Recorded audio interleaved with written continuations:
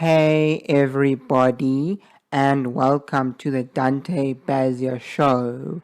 Look, I got a mic. No more bad audio on my podcasts. Today's guest is John O'Sullivan. You might have met him before or heard of him if you've ever been to the surf and skate shop Boardhub in Cape Town, South Africa. John used to work there. That's where I met him. He was a great guy in the store, had super great knowledge on all the products, and was super friendly. A great person who would want to be around when you're shopping. John is a boogieboarder and skateboarder. He's mostly a boogieboarder because when he does go skating, he mostly just cruises around, does that type of skating that imitates surfing. So in this podcast, we mostly chat about boogieboarding and surfing. We did chat a bit about skating too, because John does skate and so do I. I skate. I do the type of skating where you do tricks. This was also the first time I ever recorded a podcast in person with a guest in my new permanent podcast setup. I'm super stoked how my podcast setup looks. It looks super sick. We got these nice red chairs which are super comfortable and don't make a lot of noise when you move around, which is super great because you don't want a lot of noise going around in the background when you're recording a podcast. I also put up these two skate decks of my skate brand's decks, Peaches Skateboarding. That's the name of my brand. This is our newest graphic, the electric bunny. It looks super sick. It's got a bunny eating a cable. That's why it's called the electric bunny. And this is the original graphic, our first ever graphic. It's basically just our logo on the deck, which is a cat eating a rat. You can see the red on the cat's lips. You don't really see the rat, or you see its tail. So yeah, I'm super stoked how my podcast setup came out, and I had a fun time chatting with John. So please enjoy the podcast, and please welcome John O'Sullivan. Can you see the... How's that? Hello, Disco Inferno. Yeah, you can see all the wavelengths. Yeah, sound waves. Something smart, fancy. Okay, cool, dude. What up? What's up, bro? Give me some skin. What's happening? Good. Cool, bro. So, do you think? Yep, I'm the host of this podcast.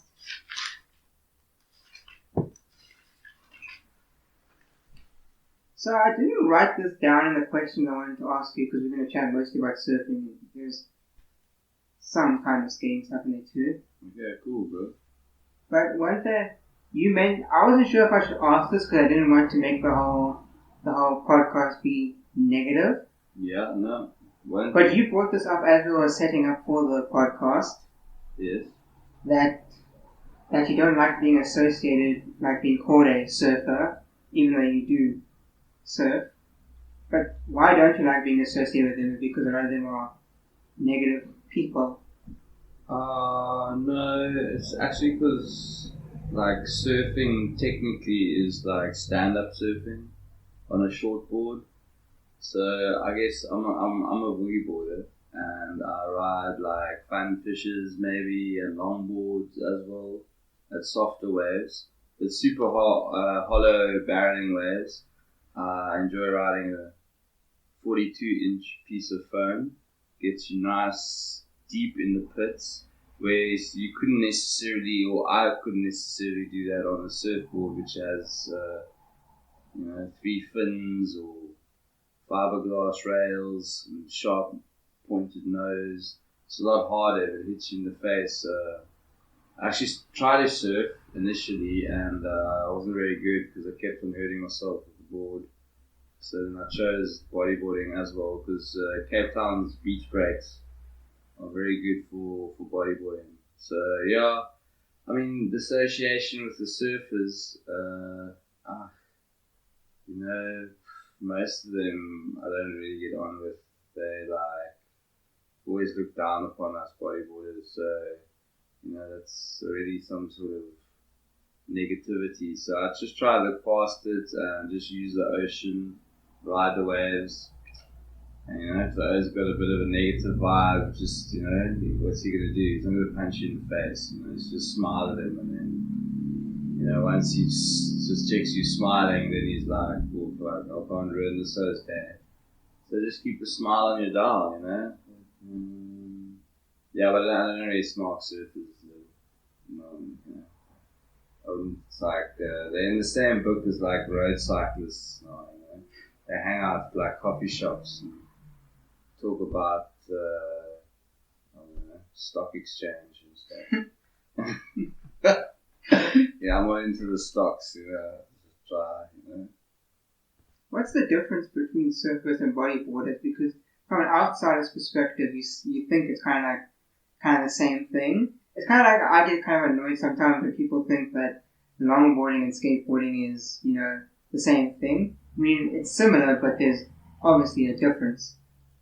I mean, yeah, surfing and bodyboarding are very different, but you were just trying to do the same thing. So, in essence, it is the same thing. You're just trying to ride the wave, have a jaw, get a tube, do 1-2 turns, stay fit and healthy. So, I think this is reference to skating. I mean, like, bodyboarding is like the rollerblading of, like, the skateboard. It's like, I don't tell people I bodyboard. They think, like, hyper armor, in the foamies. I mean, that's what you do initially.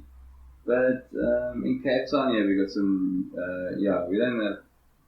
we got amazing waves. I shouldn't tell everyone, but we got really good waves all year round.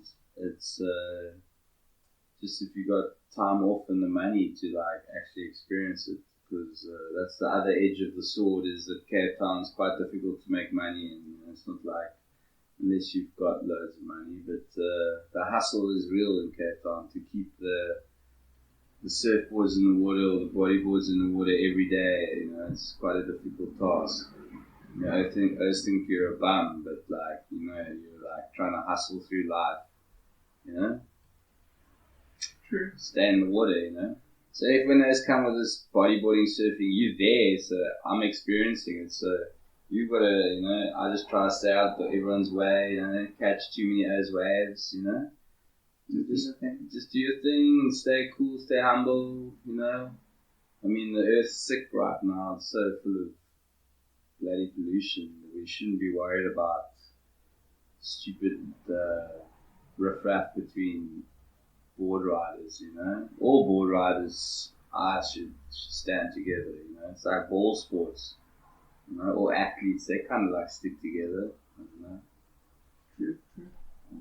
Yeah, it's just about staying fit, healthy, Anyone can boogie board though, that's the power. Like from grannies at Fisher to like kids, you can't like, you maybe have lost a limb or like, are struggling physically, you can like, they can get onto the bodyboard, the wave will pick them up and carry them, and that provides you with a bit of, energy stoke.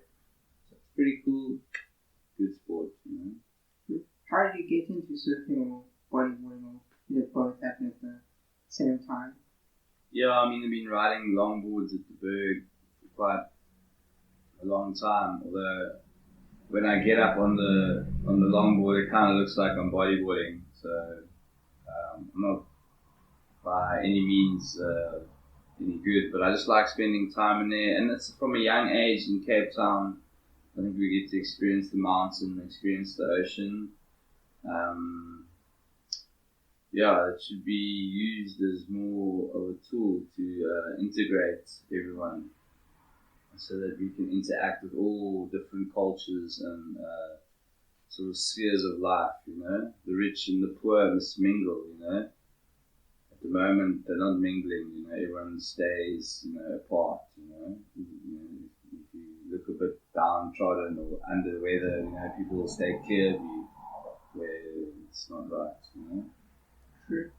But it's a human trait, classes of people and all that shit. It doesn't really matter.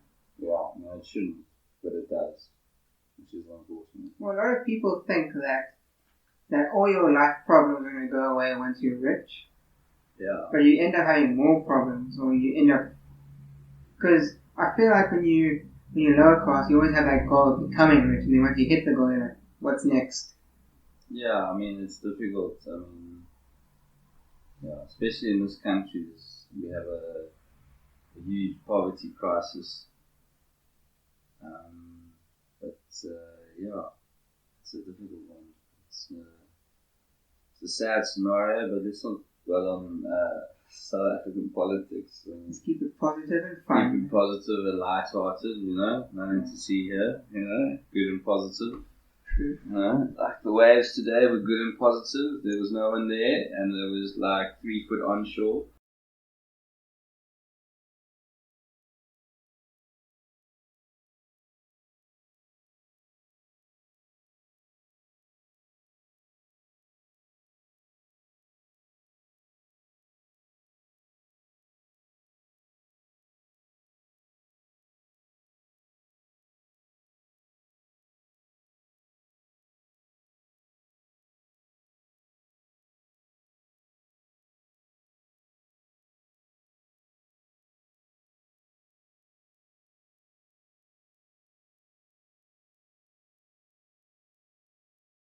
$200-meter rides, no one out, you know. Where's everyone? No, they wait for the cooking surf. Just surf, bro. Just surf anyways. Stop all following, you know, everyone's like, oh, I've got to surf when it's 5-star, you know, when it's cooking. And you get there and there's like 1,000 people there. And you all want to eat the same cake. I'm like, there's only 6 pieces of cake.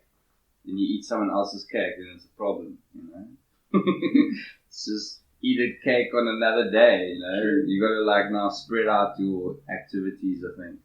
Especially now with this COVID pandemic, you know, it's also changed, you know. Do you know when the beach is being banned again? Yeah, that was a shame, but it's true. I mean, humans deserve to be banned, you know, sometimes. They're terrible. We're terrible, bro. We're terrible people, bro. Just like, you know, the earth is so sick, and we're like, ooh, let's find a vaccine. Yeah, no, you know, the vaccine is like, stop the pollution somehow, you know. It is what it is. Yeah, go vegan. It's all the cattle that's killing the earth, you know. There's too many people with their own theories. Yeah, I think there's too many people. We should just call people, you know, like lemmings. You know what lemmings is? Not really. No, it's a game from the 80s. Uh-huh. You'd have to like arcade game where you have to like make sure everyone kills themselves. Yeah. Why do you like surfing? Freedom. I used to like surfing. Now it's a bit of a lust because Time management.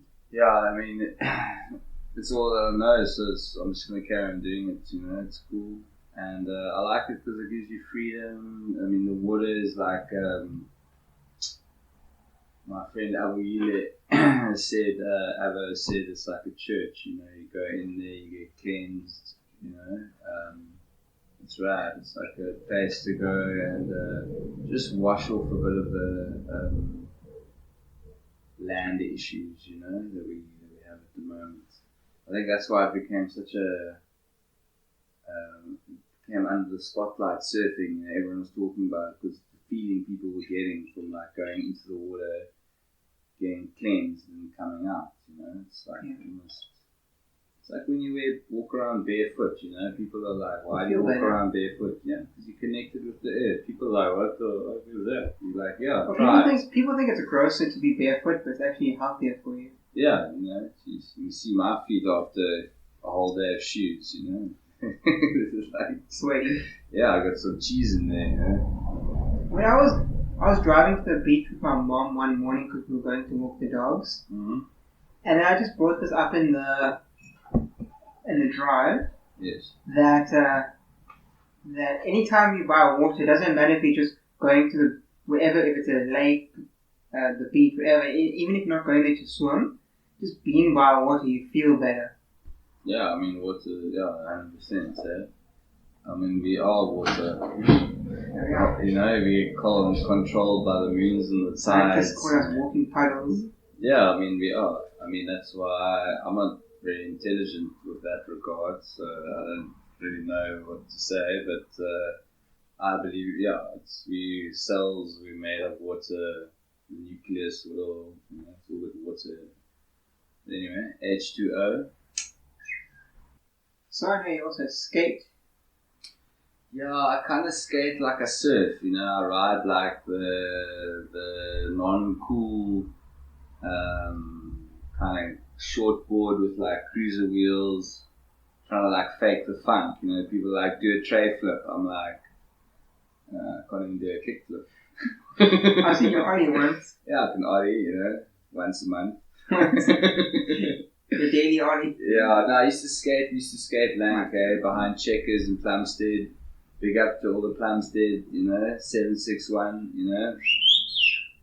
We used to skate, it was rad. There was a whole crew. Many of them have passed on, unfortunately. They were all great humans. Yeah, there's lots of guys that actually, you know, skaters are hard, they're core, you know. They wear their hearts on their sleeves. Yeah, it's top guys, man. Shit. Yeah, but Checkers, behind Checkers in Plumstead, you know, that was the spot. There was a stair set. And if there weren't waves, then we were skating our power blanks, you know. That's what we used to skate back in the day. Power blanks, indies, and then any wheels you could get. Like, mostly like ground down kryptonics. Like, take downhill wheels and like get a lathe and make them small. Or if you were good enough, you could just skate them small. Like, you know, Errol Bong and a couple of the chaps. You know, but the skating was good, although it's way better now. Like, the kids are super good. But yeah, I used to skate. I wasn't cool. But yeah, then I wouldn't call myself a skater, you know. As in, like, I wasn't very good. I just used it to get around, you know. Transport. Yeah, I was a transporter, you know. As would be like, jeez, you're in Tailview, how did you get here? And then I would say, no, my mom dropped me off. Meanwhile, I'd skated the whole way there. Stood on the beach and let the southeaster dry all the sweat, and then gone to the house party, and I'd be like, what's that smell? I'd be like, I don't know. You know, I'm like skated the whole way there. So yeah, it's skateboarding in Cape Town, you know, it was amazing. With bigger wheels, good bearings. You know, from Plumstead you could walk up Constantianek, then bomb down the neck, and then walk up Suikerbossie, and then bomb down to the beach. You're at the beach in like 2.5 hours, you know, so it's beach sitting at home. And yeah, no, that was a skateboard. I used it to get around, you know, it was used to go everywhere. I swear, I think the furthest I skated to Somerset West, skated to Tableview, or from Wynberg, you know, skated to like through the Cape Flats, you know, everyone, you know, check, hey, who's that? No, it's cool, you know, the skateboarder, you know, got nothing on him. To skate a lot to town and back, like, and then, you know, working in town, the city bowl is like, it's actually a little secret, but it's like super accessible on the skateboard, and like, because our traffic rules are like taxified, you know, and everyone's like, oh, if taxi can do it, I can do it, so yeah, you can just get away with murder, you can hang on cars, it's all a bit dangerous, so yeah, you need like a 62, 63, maybe like it's debatable. Even a 60mm wheel, you're good. You know, 80A license, you know, or 84A, 80A. Difficult to find, you know. Mini logo, cryptos, you know, cryptos do one. Yeah, people think it's all about their deck, you know. You can literally take a piece of desk, and if you've got Randall trucks, good set of bearings and some nice wheels where you can just be sorted. So yeah, it's my love with skateboarding. It's more for like transport around. I skated all, you know, I only just recently got a car. But yeah, I miss skating around everywhere, you know. Although as you get older, the kids start to look at you and they're like, why is the old man on a toy? You know, it's not a toy. It's a piece of art, you know. Skateboarders needs more respect, you know. Yeah. It's just a form of sport equipment. Yeah, for sure. I mean, it's like you get toy balls and you get proper balls, like ones you use for playing soccer and rugby, that kind of stuff. So I guess a skateboard could be for a toy, but it's also a form of equipment for doing a sport. Yeah, but it's like by the not culture, by the older people, especially where I stay down south here, it's like they hate the skateboard. They see you skateboarding and they're like, they just, whether you're going the other direction, what are you doing skateboarding? You're not. I'm like, dude, what are you doing being grumpy? Just Facts. take some mushrooms or some happy pills and go sit in the corner, behave yourself, and come out when you can smile. It's a shame, yeah. A lot of people looking down on skateboarding. But now it's turned. It's in the Olympics. Kids are going to Camp Woodward. It's like seen as a positive tool. I wish our government, they kind of see the light with it, but they need to use it more. They do, but then when they build parks, they build them terribly, then no one uses them. And also the kids that like the Woodstock Bowl, you can go there and have fun, but it's not built well. And also all the kids that hang out there don't have a board, so they end up using the bowl as like another playground. Like they would use it to slide down on their bum or just run up and down it, that kind of stuff. Yeah, they don't It's not skate. looked after well because Yeah. when I was skating there, I saw human poop in it. Yeah, I know. Human poo is a common thing. Dog poo, human poo. Yeah, we just got to clean it up and carry on. We kind of just have to accept that these public spaces will get trashed, and just appreciate that we have them. But I think more public parks where people of all cultures can interact and we can learn each other's ways is way better than way better than sitting inside on our phones and stuff. But anyway, enough complaining. I'm just like, I think that they definitely know the power of skateboard. I mean, skateboard, you can give a skateboard to a child. It takes discipline, it takes hard work, to get good at skateboarding. I think that's why I never got good. Didn't have enough Well, the thing is, discipline. anyone can go up to a soccer ball and kick it, but not anyone can go up to a board and ride it or public trick. Yeah, you can see as soon as someone can skate, you can see it and get on the board, they can do an ollie, and by doing that ollie, you know his whole life. You'll be like, okay, cool, I know this guy. If the board, if you see some business dudes, you see cops, you see, everyone's skateboarded when they're young, sometime in their life. Whether they take to it and do it, But yeah, I know loads of people that skate that you wouldn't dream and think that they skate, and they just chose to go a different way. But yeah, skateboarders from all walks of life, nowadays. It's cool. It's good. And, the more, I think, now this whole woman movement for skateboarding, I think that's amazing. And it's like the government must drive that. But I imagine, I see women from all walks of life skating. That's the business. Yeah. When I was younger in skateboarding, women weren't allowed to skateboard, Well, the only thing that I've noticed with girls skating is not all of them, there are some skaters like T-shirt before, I don't know how to say their name properly. Yeah. But a lot of them are stuck in the bubble where they have to be like a bowl skater. No, I think it's just in participating in skateboarding is going to uplift female skating to where it needs to be, and just let them, they just need the opportunity. They weren't given the opportunity before. They were always told, cook me the chicken. They were always like put in the box. Now there is no box. It's great. Anyone can do anything. You just got to set your mind to it. If I wanted to be an astronaut, I could. You can do anything. Join the astronaut. Yeah, I'm already in bloody stratosphere. You know what I mean?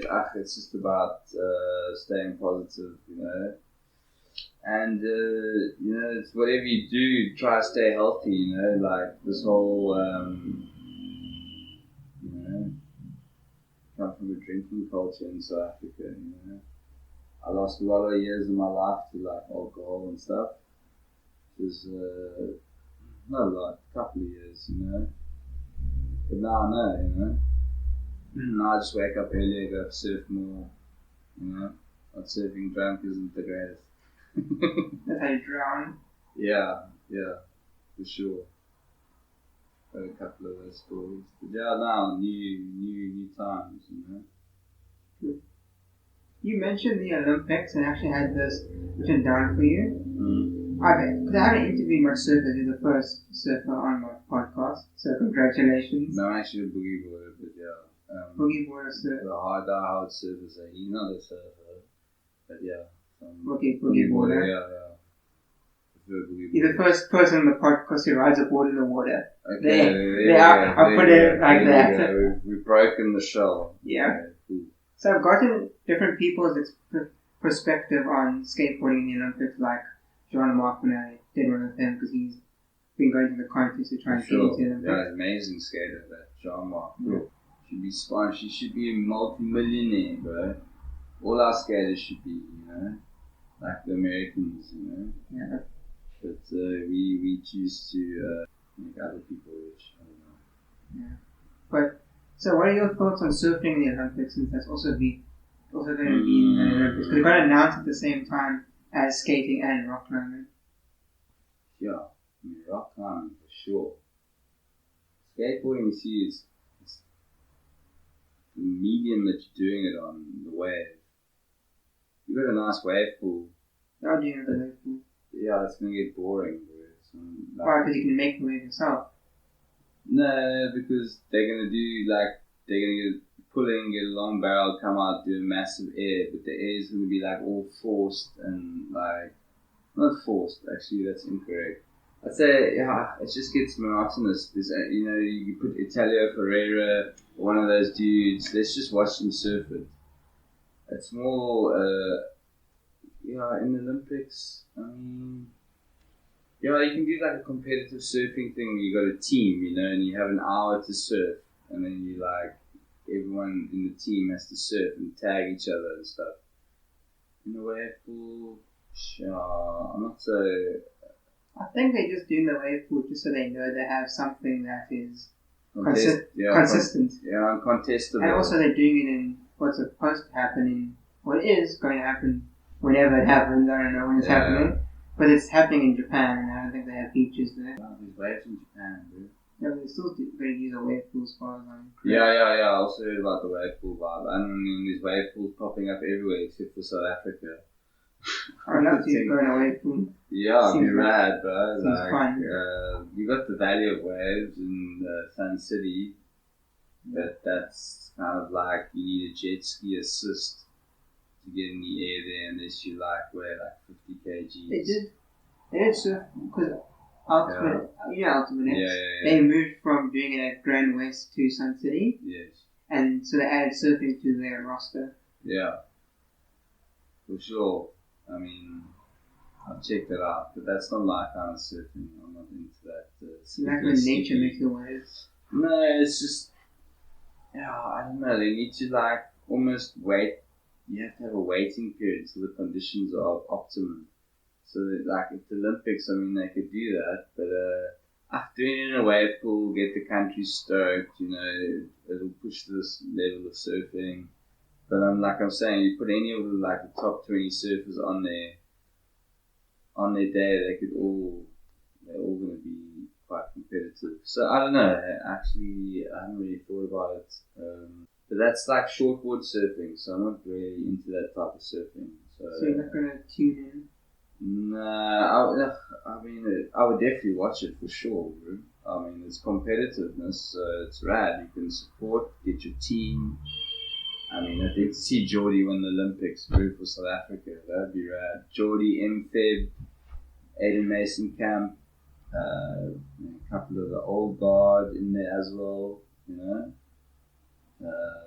Chad Toy, you know, Royden Bryson. I have no clue about these people. Yeah, they're all the top shortboarders of South Africa. There's a lot though. We have Jordy Marie, Max, and the Elkington brothers, Eli Bierkes, Manoa Rob. Those are Cape Town. Those are also that's a shortboard game, which I'm not really into. I just like to get barreled on my boogie board. So I'm like the grandpa of like, yeah, they don't even consider, I'm not considered a surfer, so it's kind of like, it's from growing up in the 80s and 90s, you like, as a bodyboarder, you just get burnt and tuned, and, so we, not like so stoked with the surfers. But now we've learned, like, you look at places like Hawaii where it's about how good of a waterman you are, how deep you can get in the barrel, no matter if you're riding a kitchen sink, like, you're putting it deep in the pit and, like, sending it, it's cool, Yeah, as long as you're having fun. Yeah, and you're not getting hurt, I like to ride waves of, like, consequence. So if you're out there, then, that's, you're not going to get in anyone's way because you know what to do. But that's a whole nother game. So you're not against the Olympics, are you? No, let's do it. They're gonna. I'm more. I don't. The World Surf League's in turmoil at the moment. But the kids want content. It's for the kids. For the youth. Use those contests for development and for competitiveness amongst the youth is super important. It pushes the level of surfing, but it must be done in the right context. All about winnings. Let's everyone just get really competitive, but remember that at the end of the day, the kid that wins is no better than the kid that loses. They're all like just trying to get somewhere, but there must be a winner, so that the winners celebrate, but also celebrate the loser because it's important. Mental health is way more important than a trophy. But there must be winners, there must be losers, because people have trained, people have different talents. Don't take it personally, is what I'm trying to say. Yeah. Just have fun, Exactly. Politics is going to creep in everywhere, but don't take it personally, Touché. That is true. Cool, dude. Yeah. So from someone who boogie boards and you're in the water probably more than you're on land, does having a good wetsuit help when you're out there? Because I know the purpose of wearing one is to keep you warm, so you can do it longer. But does it like help? Like, do you like surf better when you have a good wetsuit? Because I know with me when I go skating, and I'm wearing like a good pair of socks and good shoes and got a good shirt on, when you have a good outfit on you feel better and you skate better. So it's kind of the same thing. You have a good wetsuit on you perform better. Yes. Yeah, I mean, in terms of skating, it's almost like having a better skateboard. It's like having a better wetsuit. Like if you've got a nice fancy wetsuit, it's nice. It's flexible, it's warm. Maybe got a hood. It's a 4-3. For our water here. But now these days you even get a 5-4-3. It's like 5 on the chest and the back, 4 more on the legs maybe, and then 3 more under the arms. So you get like the technology has gone, but also the price has also gone ridiculous. So that's what I actually do. I actually buy and sell like second-hand surf equipment because of the rising price of wetsuits. I mean, a wetsuit, the O'Neill Mutant, it's like a really good wetsuit. It's like $8,000 now in South Africa. $8,000. Damn. $8,000. That's a lot of money. If you got a Fortuna and a SUP and a foil, and then you can buy a Mutant. But if you got like a Conquest and the boogie board, then like a Mutant wetsuit is a lot of money, dude. That's how much I paid for my Conquest, my car. It's like you got to put things in perspective. But your question, good wetsuit, is imperative, especially Cape Town. Other places, once you go past Mossel Bay, they don't have wetsuit. Maybe in winter, J Bay and stuff, but when I was younger, I didn't use a wetsuit. I used like loads of second skins and board shorts, and then like kids used to laugh at me because I didn't have a wetsuit.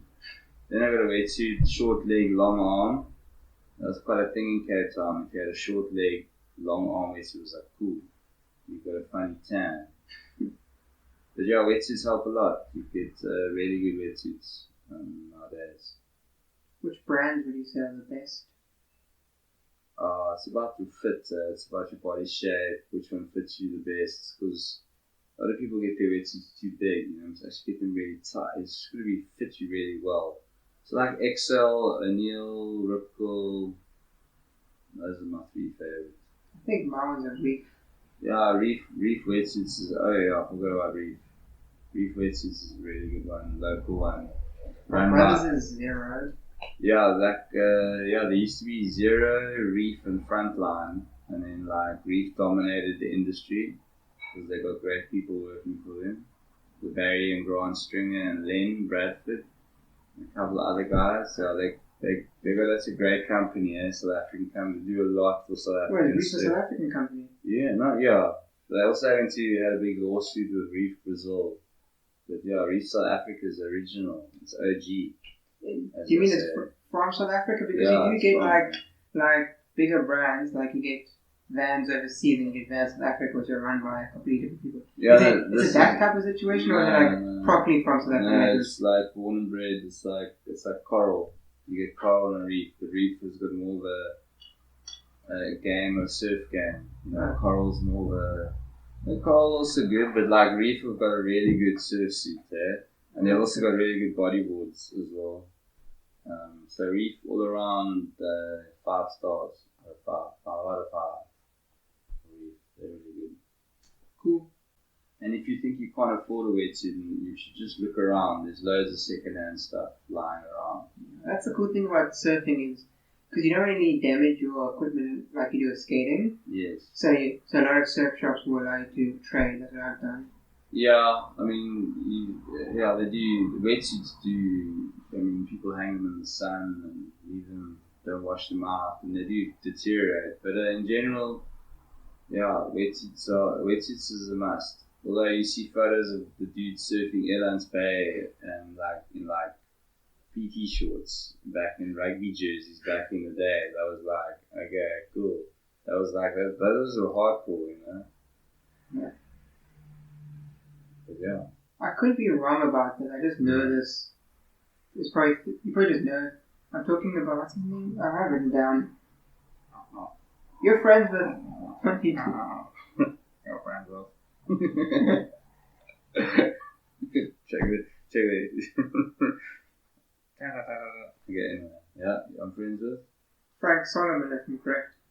Yeah, I mean, Frank, yeah, I'm friends with a lot of, I think, I know quite a few people in the surf community in Cape Town. I mean, I used to work for Gigs Cilias, and it was Stephen Rickelson and stuff back in the day at Surf Zone, before I worked at Boardhub. Now you get to meet all the surfers because as you're looking around for equipment. You know, I met guys like Kent there, Ken Lammerfeld. I met quite a few OGs. Met Dacio there, you know, Boyan Basic, you know, some original skaters from Cape Town. You know, really good guys. Marco. You know, a lot of guys also that have passed on. You know, it's a shame. A lot of good skateboarders have passed on. What's it like being friends with Frank Solomon? I don't know if I'm saying his name right. Frankie, yes. No, Frank's a cool over. He's lekker.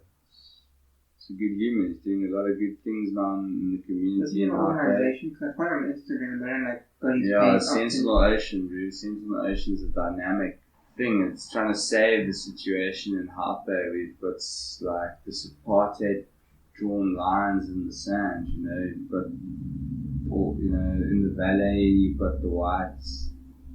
Oh, I shouldn't actually go on that. Okay. Okay, I'm going to talk about a race. Yeah, I should leave it out. It's a better idea. Yeah, Frank's a really good dude. We grew up on the beach together. He's like a really good world tour big wave surfer, and he also made it on the hustle. You know, there was no one coming to him and saying, "Oh, we'll pay you." You know, he had to go around and like push people, and he just met the right people, and his hard work paid off, and he made a cool movie about his life. You know, it's rad. I'm stoked for Frank. You know, I should watch that movie. Yeah, although we don't see him much of each other anymore because as you do.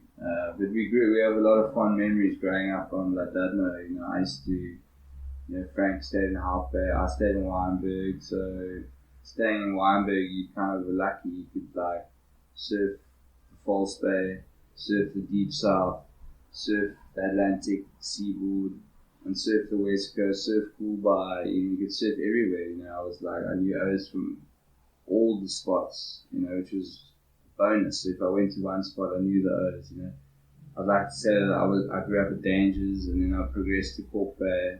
You know, I know all the O's there. They're all very good people.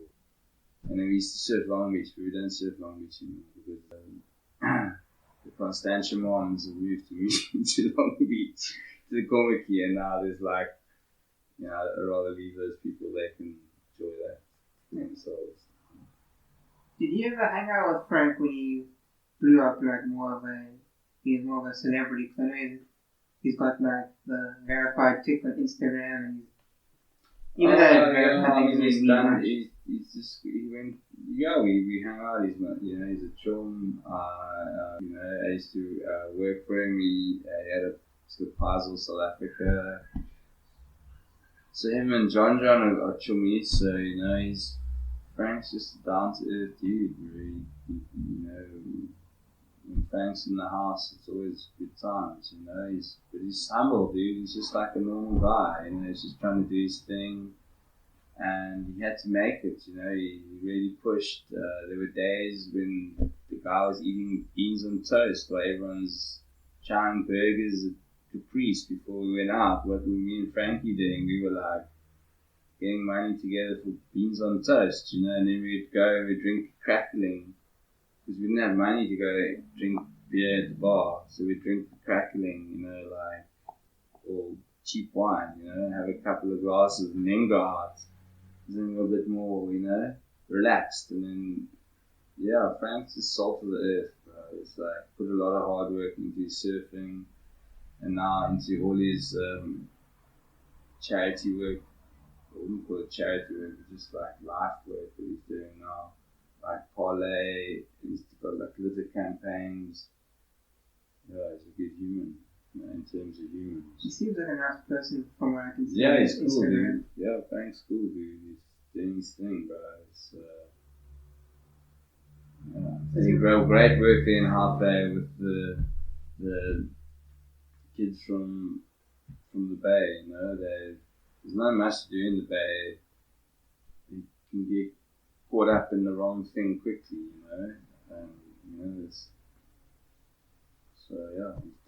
he's teaching kids how to water skills, surfing, life saving, and with that come life skills. He deserves a Nobel Prize for the stuff they're doing there. I wish the government could just give them a credit card and go do your thing. Like they do, Ooh, bottle of whiskey. No, how about some, anyway. Some healthy stuff. Yeah. Does he ride for Boardhub? Does he Frank ride for Boardhub? He's like associated with the company because the guys that run Boardhub kind of grew up on the same beach. So they kind of work together. In South Africa, I don't, sponsored, when someone gives you couple of leashes, and I guess he is. It's the same as skating. You get like some wheel on the board. Yeah, there's no money involved. It's just like product. Get some. Frankie's a good surfer, but he is sponsored by Boardhub. I would say, Well, he rides for Boardhub. He's like, although I'm not involved with Boardhub anymore. I think he is. They sell puzzle boards. Yeah, because at the waterfront store, there's a little section that's labeled as like a different store.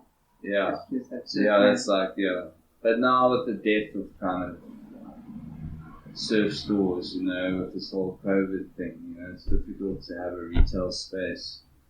But yeah, he's involved with the Boardhub. I mean, that's how we also used to hang out, because I used to work there. But yeah, we grew up together though. We were schoolies in the bay together, as I would say. I thought you just became friends with him through Boardhub. I didn't No. know that you guys knew each other before. Yeah, we just go dance together many a time. Yeah. Well, I've seen on his Instagram that he's associated with Red Bull and Hurley. I mean, he hustled all of that. That was all down to hard work and being poor, being a really good surfer, being able to charge, as a hellman. You can put him in any beach break. I'm a bodyboarder. I'm trying to go on like a 6-foot pit, and Frankie's right next to me. And there's not many surfers in Cape Town. Well, now there are quite a few. But back in the day, there were, a couple of older guys for sure. But this is a handful of guys that can take a gnarly drop on our beach breaks, and get pitted, and I'll take it from the shoulder and go, I got battled. Meanwhile, the battle was like nowhere near you, As long as you thought you got battled, it's cool. Yeah. It would be sick to have Frankie on have him on a podcast. He's probably a busy guy. Yeah, I think if you went to him and went to where he is, I think you could interview him. It wouldn't be a problem, man. He's very accommodating. I could arrange that. Maybe that Central Ocean should do some shout out for Central Ocean. Although, I've had to leave the bay because that's where I used to drink. So I left out there. And I came to Muizenberg, back to my roots. And started off with a bang. I think my first weekend back, I got slept in my car and stuff. But now I'm back, where I'm happily married. I'm at the build my dreams. So yeah, Mother Nature shined on me and sent me a gift. They were like, here you go, meet this person. Doesn't she also surf? Yeah, I taught her. She's from England. Catherine. Yeah, she snowboarded, so and she came in to buy a skateboard when I was working in Muizenberg, and she's very cool. I've always wanted to go snowboarding. Yeah, snowboarding's rad. I've never done it. The injuries are probably worse because you're strapped in. Because with skating, you can always kick your board away, but if you're strapped in, you fall with that board. Yeah, there's loads of stand-up surf. Well, there's loads of surfers in Cape Town that snowboard here in Cape Town all the time. It's like you get a lot of snowboarders in the jaw, bro. There are a lot of snowboarders also skate. Yeah, like Sean White. Yeah, but was it his vert? Yeah. Skating. He tried to. Should try to interview him, bro. Imagine you phoned him and said, "Yo, Sean, I want to do an interview." Sure, what an icon, man. What, Sean White? Yeah, the crazy dude. Those are I was a kid. They were like, sure. I'm still blown away. I think I'd like to see you could probably surf. You could probably get on the surfboard and do an air first time. Probably, yeah. It's probably the only difference between all those sports is surfing. You have to paddle into your medium of ride. With skating, you just push and you roll in. Yeah, with your arms, you got to paddle, which is a bit of which makes surfing difficult. If you're physically fit, generally you'll surf better. That's why getting healthy and getting fit and getting is part of surfing, because if you unfit, overweight, unhealthy, and you get a hold down, well, you're gonna be in trouble. Yeah. Sean White tried to get into snowboarding was already in the Olympics, and that's how he blew up as a celebrity. But he tried to qualify for the US team for skating for the Olympics. He didn't make it. No. Because what they're doing for skating in the Olympics is each country is going to have 2 teams, one for football and one for park street. No way. Yeah. I guess because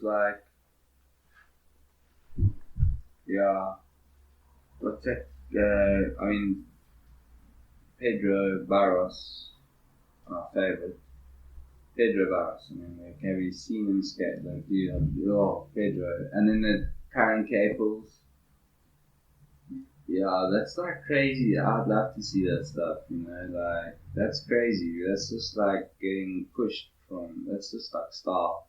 I forgot to mention, like, surfing, it's a lot about style, it's like, that's how we That's how skating. We used to judge each other back in the day. If you could only do an ollie, cool, but if that ollie was done with style, better than anyone else, then you were like the ollie king, That's why a tray flip 360 flip is a very popular trick, because anyone can do that trick and make it look cool.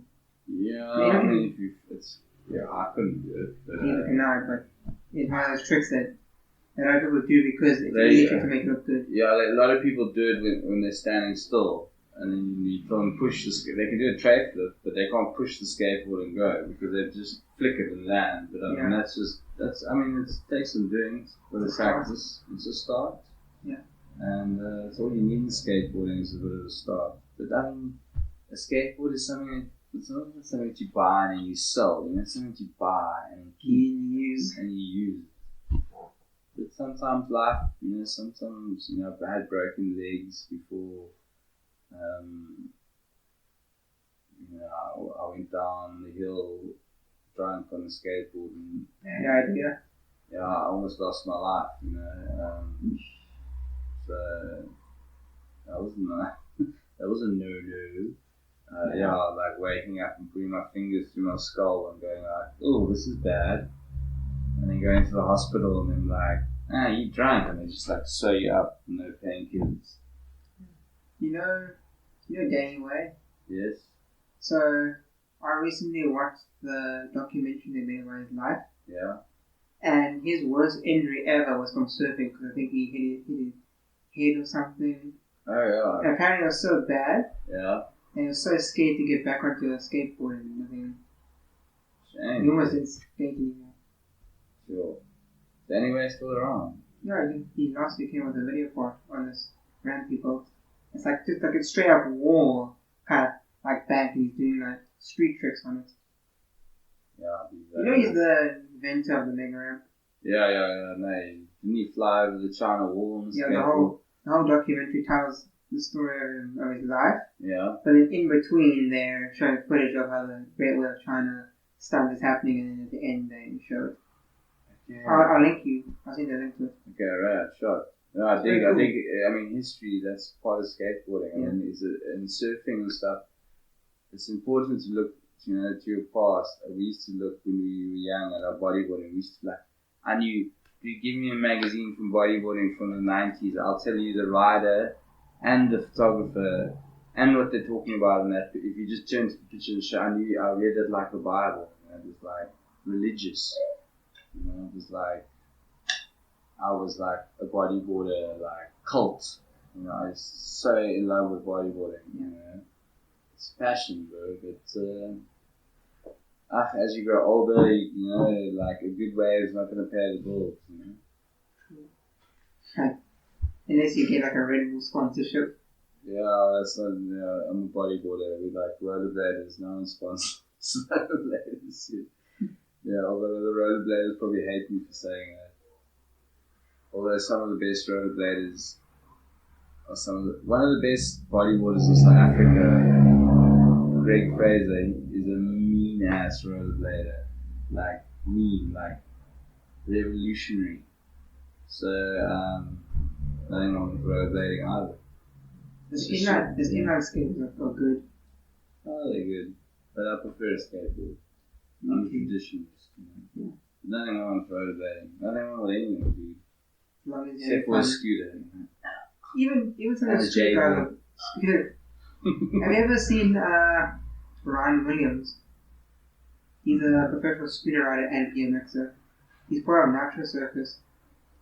Oh yeah, I mean then he's taken the niche. I mean it's cool, dude. He was the first scooter to do a double backflip. I think scooters is like kneeboarding, like kneeboarding. It's like it's cool. You can deepen the barrel and stuff. But you need to upgrade one day. No, if you do it, if that's what you do, then do it. And do it with pride, and don't worry about what people think. You know, I don't care what people think, bro. I'm like, you know, if you care what people, humans are terrible, right? Terrible, like Homo sapiens, you know. Yeah. Really, What's it like going on surf trips? No, it's the best. It's the best. I've been in, we are amazing. I haven't gone enough. I went on 2 amazing ones. I'll tell you about 2001. I went to Indonesia. It was pretty cool. And then 2010 we went to the Mentawai Islands and scored like, all my best mates who scored like all the reef breaks I've idolized since I was young. Greenbush, Rags Right, what's that other one? Lance's Lefts, Lance's Rights, all those waves, macaronis. So whenever I get depressed, I just think of that time. Sorts me out. But yeah, surf trips are cool, dude. We got 2 coasts here. We got the West Coast and the East Coast. Like, don't worry about the West Coast, that's where we go. You all must go to the East Coast. Everyone's eyes are on the East Coast. Actually, the West Coast is pretty good. Just gotta know when to go. It's like Mars, out there. Super good waves, good job. Super lucky to be going, to be able to go on trips and stuff. Good job. Surfing's a privilege, It's not a right. It's a privilege. Privilege to surf, It's privilege to skate. Yeah, it's lucky. Some people can't afford to get a board. Yeah, I think it's not. It's not that. Skateboards are kind of way too expensive. Yeah. For what you're getting. For sure. Because sometimes the problem is that people buy Chinese stuff, and it's really crap. You had a bad experience. And then they've wasted 900 rand on a piece of crap, and then they just spent 1,600. If they had 1,600, they could get a legit setup that wouldn't break. But now the market's full of the surge, all this other cuck, and it's just terrible, right? And people bring it to the skate shop. They're like, "Can you fix this?" You're like, dude, if I take off the wheel, it cannot go back on. So like, the bearings have fallen out because they're made of like plastic sprayed aluminum. It's terrible, right? But yeah, it's a problem. But luckily there's a lot of good second-hand stuff, so that's my game. I'm trying to like refurbish second-hand stuff and sell it. But I won't do a business prop and you can if you want. No, it's cool. But if you need surfboards or stuff, just get hold of me, man. What's your Instagram? Nah, I dropped all that stuff. No, you don't post. Yeah, social media. I saw you this morning liking my new clip. Yeah, I mean, I gotta look what other people are doing, but don't look at me, I'm doing. No, I don't know. I've never had Facebook. I believe social media is like one of the nails in the coffins of mankind. I like it. Has its pros, but there's a lot of negative stuff on there, and that is true. It gives everyone a voice, which is a good thing. And a bad thing. Yeah. But this is gonna go into social media probably. So it's going to go to it's a catch. Yeah, so it's a catch. And Spotify. YouTube. And Anchor. Yeah. And Google Podcasts. Yeah. Links on the description. I gotta plug myself. Yeah. Links in and subscribe, bro. Hit the site counter. Boom. Hit the like button. Yeah. Like and subscribe. And comment. You saying it? Link in the bio. Woo! Fucking watch it, bro. Fucking drop in on me, Amuru. Hey? What you were saying about that a lot of people get rather bad Chinese boards? I shouldn't say Chinese, it's like saying Chinese virus. Like people buying bad boards and they're bad experiences? Yeah. Well, I have seen like at shops like Sportsman's Warehouse, they're getting element completes and all that good stuff. It's pretty cool. Yeah. I mean, there's also still come from China. They're just better Chinese products. So it's not that I don't like Chinese products, it's just the cuck ones that they make. There's bad ones like, and there's good ones. Yeah, to like look like, it's like the skimboards as well. Like, this is a skimboard. No, it looks like a skimboard, it's not a skimboard. Throw it on the ground, like 2 skims and it snaps in half. And like, you can't send it back to China. Yeah, okay. They say, no. Tony Hawk said this on a podcast he was doing, Hmm? where, because you know his brand Birdhouse, Yes. so they asked him, it was one of those shops like Walmart, you know, those kind of stores, they have them in America, Yeah. that they wanted him to get them some boards, Yeah. but he said that they didn't want to pay him an extra $1 just so that he can put in proper bearings so the wheels will roll better. Yeah, I know, like, They just want they're a all price sensitive, you know? Yeah, they just want a product that will look cool and will sell easy, Yeah. and so they don't have to. I mean, we can't carry on doing that. We've got to make, I heard Mike Stewart say this the other day, we've got to make decent products so that they last. Because the problem is now we're making terrible products and they're not lasting. True. So you break it, you buy another one, you break it, you buy another one. Whereas if you got it still, you don't throw it away. Yeah, but they can't do that. They can't really do that because they want you to buy more because that's how they make money. No, but And like also- you buy also- Indies trucks. You buy Indie Yeah. trucks, they last. You buy, but Indies trucks cost like $1,300, so that's a problem. But if you can get a pair of Indie trucks that like thread them, put new rubbers on, you know, there's how many sets of trucks must be in the houses of Cape Town that don't get used? How many surfboards don't get used? Decks. Everything, yet we're making more surfboards, more skateboards. No. We should be using that old stuff.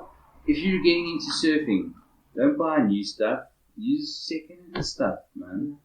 Anyway, So you can't really do second-hand skating. yeah, you can. Well, there's some stuff like Yeah, some stuff you need new, like bearings, for sure. But even bearings you can clean. decks you can do if it's in good condition. Because Yeah, sometimes but a deck's piece of wood. It's not like pollution. It's not like polluting. It's not like a surfboard, which is like if it goes into a landfill because it's not getting used. It's not the greatest thing. But it's Yeah. I mean, I'm just I don't really have a solution, so I don't really have an answer. I just say like refurbish, reuse, Yeah. and recycle. I agree. Here's a random question, but probably a fun one. Mm. I think I asked this once before, but I'm going to ask you again because the first time I asked you probably wasn't recorded. Mm. Have you seen that animated surfing movie, Surf's Up? And if so, what are your thoughts on it from a surfer's perspective? Yeah, Surf's Up cool, man. I dig cartoons. I'm a fan of the cartoons, like Cat in the Hat and Madagascar. You know, all those films are super cool. So yeah, Surf's Up, super cool. All the characters are the Hawaiians and like, yeah, it's classic. Yeah, super good watch, bro. I give it that's a 9 out of 10 for that guy. Surf's Up. You know, it's loosely based on a true story. Mm-hmm. I don't know. Yeah, if you say loosely based on a true story, you can cover it. It's quite a Broad. yeah, but that definitely, yeah. I mean, like, you know, there's a lot of like truth in all cartoons. I mean, Well, one thing that movie The Lion King's a true story. No. Yeah. I don't know where you're coming from. What I'm saying about Surf's Up is one thing that they did very well with the movie. Yeah. Is they made it like good, like a good surf movie. Yeah. But also made it a good movie where you don't have to Yeah, be interesting. be a surfer to yeah. enjoy it because it's also just a good comedy. Like it's a really funny movie. Yeah, it's super funny. Yeah. It's super good. Yeah, enjoyed it. Very good. One of my favorite actors, Shia LaBeouf, Yeah. is the voice of the main character. Okay. But he I doesn't, must watch it again. Actually, you reminded me. I watched it tonight. he doesn't sound like that anymore because everyone was younger. Yeah. I think if you have a fancy cigarette and watch that, then you're gonna laugh a lot. Yeah. You know, Kenny Slater's a voice in the movie. No ways. He's a commentator for the surf contest. Yeah, Even- he's the goat of surfing. They even designed He's shut the door on everyone, bro. They designed his character after him because The penguin he voices is Yeah. called Bald. I can't say it right. Okay, bald, yeah. Yeah. Okay, right, dude, I must watch it. I actually watched it like a couple years back. I must watch it again. It's a good watch. Yeah. There's a song that the band Sugar Ray made for that movie. Hmm? That song is probably the... What's the word I'm trying to make? I like the song, it's a very good song, but it's the one song that gives me the most beach vibes ever. Oh, yeah? It's called Into Yesterday, yeah. Okay. It's a really nice, chilled song. Like when I listened to that song and I said, I had this popped into my head, if I ever make a surf video, that's the song I want to use because it just gives you the perfect beach vibes. Beach vibes, yeah. It's like there's a song by the Beach Boys called Kokomo. Shower, bro. There's the smell of surf wax and the sound of Beach Boys Kokomo, bro, it almost feels like I've had a surf. And if I can't surf, I just take some surf wax and sun cream, rub it in my nose, get the smell, play some Kokomo, splash some water on my face, have someone swear at me, and it feels like I've had a surf, you know? Yeah. Ooh. I know you mentioned Kenny Slater because he's involved with that movie, Yeah. but I know Laird Hamilton's also one of the most famous surfers. Yeah. Out of those two guys, which one would be like the surfing equivalent of Tony Hawk? Like which one's Kelly Slater. Yeah. Yeah, like Lord Hamilton is just like, I don't know, he's like out of my league. He's like superhuman. And the problem is, I think he invented the SUP, which is like a terrible thing. It's like, you know, surfers do when they get a bit sick, then they start SUPing. Anyway, we won't talk about that. Yeah. Other ocean users. No, I'll just say Kelly Slater, Tony Hawk, Kelly Slater, and then like, if Lord Hamilton would be like, there's no skater that you can compare to Lord Hamilton. He's like a cyborg, he's like superhuman. Yeah. You know, he's like that doll with abs, you know, that's like Lord, you know. Hamilton. Well, Tony Hawk's the most famous skater, as everyone knows. Yeah. But I think the only thing that's annoying... Nigel Houston is like John Florence. Yeah. It's like, or Gabriel Medina, like the up and coming. With Tony Hawk's more like, He's done. yeah. He's more of a businessman now. Yeah, I mean, His video games. when you got a name like Tony Hawk and you can skate like that, you'll be I'd probably say respect. Danny Way is the skating equivalent of Lewis Hamilton. He also does Yeah. insane stuff. It's like Danny Way is one of the few guys that can skate vert and street. Yeah, and he does crazy stuff. You know, Yeah, I've exactly. also done crazy. He rode the wave of the millennium, like this huge thing at Chopu in Tahiti. It's crazy. You know, people were like, wow. But now there's kids doing that all the time now. Not kids, there's like local Tahitians and guys going to Tahiti doing that all the time, riding waves like that. You know, crazy. Nathan Fletcher, actually, he's a bit of a buddy, and he rips, bro. And he's riding huge waves. Huge. Biggest one. Okay, cool. Any more questions? Am I going to leave? No. Isn't it a bit long now? Do people like long? Do they like now? Yeah. Joe Rogan's podcasts are like mostly like 3 hours. Joe Rogan, yeah, what a dude. UFC. Yeah. He's the commentator. Yeah, as I know, I'm undercover UFC. Yeah, just don't touch me. No, no. Do you do any exercises to help with your I like going on long walks, like in the mountains, which is really good exercise. I like walking too. Yeah, so like all over, like above Port Bay and Elsie's Peak and a couple of other ones. Someone's playing reggae, eh? I think it's my brother. Yeah, good man. Doesn't realize I'm trying to record a podcast over here. Reggae, big up! Bum, bum, bum, bum. I dig reggae, bro. It's sick. It's my favorite genre of music. Okay, cool. Hit me with another one. How can you tell if a wave is good or not? Is there any like It takes some secret? experience. Yeah, I mean, you've got to look at its. There's different shapes to a wave, you know. Mike Stewart's got a great diagram of how like a wave comes in and then breaks, and then like where to be and where the energy of the wave is. So now it's all about reading that energy in the wave and like knowing where to put yourself. And sometimes you like I often don't get in the right situation. But yeah, so that's part of surfing, or part of bodybuilding, part of reading the ocean, is learning about where to be, and where to sit. It takes time, you know. It's also something that you can't really teach people. It's like skating. It's like how do you get style? It just takes time and experience, and then you develop your own style. Well, style is something you do when you practice. It happens naturally.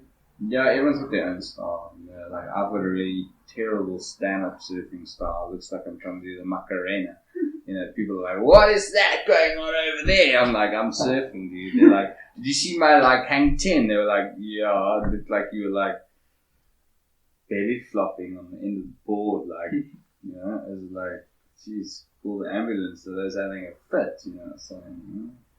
Yeah. I don't have any more surfing questions, but I just got some general questions. Okay, fire. Want you want another drink? Yeah, I wouldn't mind. You can go. Maybe let's put some more hot water in the tea bag. Sure, we can take a No, it's cool. Let's go. break. We want to continue. Yeah, let's go. How did you What's get the time? time? It's. I gotta go at like another 8 minutes. Another 8 minutes. Yeah. And you be careful which ones I choose now. How did you get the nickname Dwala? If I'm saying it correctly, it's not really a real word. Ja, dwellen is like, ek is eintlik Afrikaans. Ek kom van die Wynberg. So, ek het in London gaan there. I worked in London and I worked, the only way that I worked with a bunch of guys who speak like a Kombuis Afrikaans, which is like, say, and wat maak sy, en waar sy nou, and it's like a bit of a more of a street Afrikaans.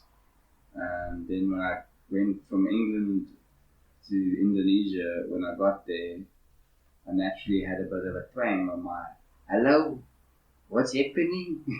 Let's go surf.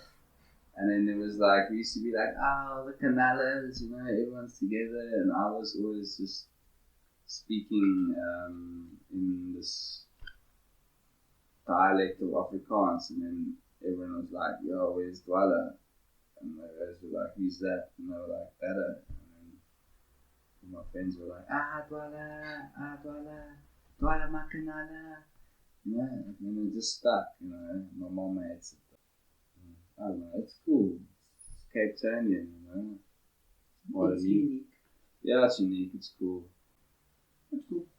You know, chicks don't really do, you know, what's your name? Are you Dwala? You know, yeah. Luckily I got a wife now, she doesn't care. She's just like, why do they call you that funny name? And I explained to her, and it's like, she's like, cool. See, she comes from the UK, so it's got to be a UK influence. So it's like, yeah, it's all your fault. Yeah. Nice whiskey. Yeah. How did you start working at Boardhub? Like, how did you get involved with them? I was working for another surf shop for Surf Zone, and then I found that I outgrew my time there, and I'm very thankful to Gigs Liz, who like taught me a lot about the industry. And then I was actually staying with the owner of Boardhub. I was renting a room from them, and then in the evenings we would chat. And they were more online based, so I felt that was maybe where I wanted to go. But yeah, that's how I started working there. And although we spoke, and they were like, "Yo, well, come help us." And I always saw Richard gripping boards, and I was like, "Dude, that's what I want to do, grip boards." No, not actually. But I just saw working with Richard's pretty cool. Good dynamic. That's And nice. he's like, he's he's really good at skateboarding. Downhill skateboarding. Also, I wish a brand would just pick him up and be like, okay, cool. You just have to skate, bro. Don't worry about anything else. Just skate. Yeah, he's an amazing skater. Have you ever seen him go down Cliff Neck in a pair of board shorts? I've seen And that like- footage on Instagram. And like slip flops. What? Yeah, and you're like, you might as well give him a burger as well. And you go like 120 down there eating a burger and slip flops and shorts, no problem. You know, and Sounds bounce. like a scene out of a movie. Yeah, there's an amazing skater. Big up to Mr. Dweza Richie, if he ever watches this. I'll send it to him. I'll make him watch it. Did you always want to work in a surf and skate shop, or was it just like, I have the knowledge on those sports, so I might as well do it? No, actually, I studied for 8 years after I left school. So, just so I could surf. So I could tell people what you're doing now. I'm studying. I was actually just surfing. And then, so slowly, like once I finished my studies, I got a job. And I realized, I can't surf anymore if I have this job. But if I worked in the surf shop, I might not earn enough money, but I could go surf whenever I wanted to. And they sent me on a surf trip once. They used to send me on surf trips, and you could also hustle free stuff from all the reps. You could like get free wetsuits, and you'd ask them really kindly, you get a board. If you sell enough of this, you'd get something free. So yeah, that's what I would take. I didn't necessarily have the money to buy all the equipment. John, the hustler. Yeah, surfboard hustler. What are your thoughts? Because you just said that Boardhub was doing more of the online stuff, that's why you went to go work for them. What are your thoughts on online shopping versus just going to a store? Because even Amazon would start off with online shopping, like the biggest online store in the world. Even they are going to open up some stores. Yeah, I mean the retail experience is cool, but now with the whole COVID thing, online, yeah, but if you know the product and you're buying the same product again, I think it's good. But yeah, I love skate stores. I mean, skate stores are really cool. It's cool places to hang There out. should be more skate stores, you know. There should be little boroughs like corner surf shops, such as I wish there wasn't, you know. I wish Boardhub Riesenberg could still exist, but it can't. But anyway. So you don't think stores are going to go anytime soon? No, I think you still physically need a store. For me, online shopping I go for if I need like a unique product or something that you wouldn't really get at a normal store. Yeah. And I normally go in there for something and I know what I need. Like I got some books from TikTok because no one else had them, and I know that. And those are the books that I knew what I wanted. But when I'm buying other stuff, like especially clothes, I'm not going to do it online because that's the whole mission of the size and all that stuff. Yeah. And also, It's not like you get it faster. It's not like our courier services, except for Extra Smile, which is super good, are terrible, bro. They're like useless. You order the product, they're like, you know, you order a skateboard and they give you like a bloody apricot. You're like, I didn't order that. They were like, oh, and then they come with the back of the lemon. You're like, it's a skateboard, dude. As that comes, you're like, oh, then you have to go collect it at the depot in Epping. And you're like, I could have just done that in the beginning. Just drive to the shop, interact with the skaters in the store. We need human interaction. Is super important. We mustn't lose that with this whole. that's true. clip. You know, it Cool. would take a lot if your product's available in Cape Town, you can just order it online and go fetch it yourself from their warehouse. Yeah, I don't agree with that. Right. Yeah, you might just go to the shop. True, You maybe, can't get to that store specifically. Yeah, sure, but like. maybe take Yeah, it I mean, like then there's no interaction, you know. Just like, you- here's my product, bye. Yeah, although the interaction is a new thing that's gonna get different now with this whole COVID thing. Yeah. So let's not go to COVID. COVID's had enough talk. True. We're gonna wrap it up soon. Here's my last question. Okay. What was it like growing up with a dad who was in the Navy? Oh, it was legendary, yeah. Yeah. It's like, it was pretty cool, eh?